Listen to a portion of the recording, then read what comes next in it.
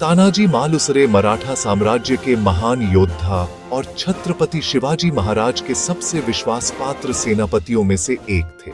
उनका जन्म महाराष्ट्र के कोकण क्षेत्र में हुआ था। तानाजी बचपन से ही बहादुर, निडर और देशभक्त थे। वे न केवल एक कुशल योद्धा थे, बल्कि शिवाजी महाराज के अत्यंत घनिष्ठ मित्र भी थे।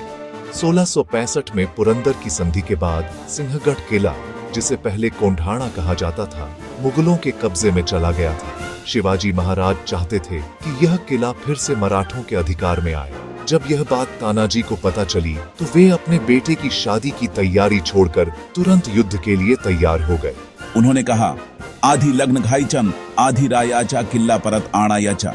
अर्थात पहले राजा का किला वापस लेना है, फिर शादी होगी।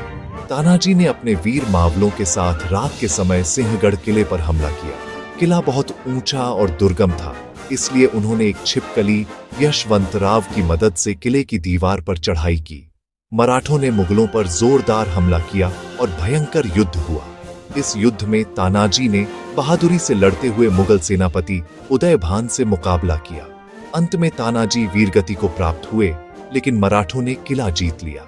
जब शिवाजी महाराज को यह समाचार मिला तो उनकी आंखों में आंसू आ गए। उन्होंने दुख भरे स्वर में कहा, गढ़ आला पण सिंह गेला, अर्थात किला तो आया पर शेर चला गया। तानाजी मालुसरे का बलिदान आज भी वीरता, निष्ठा और देशभक्ति का प्रतीक माना जाता है।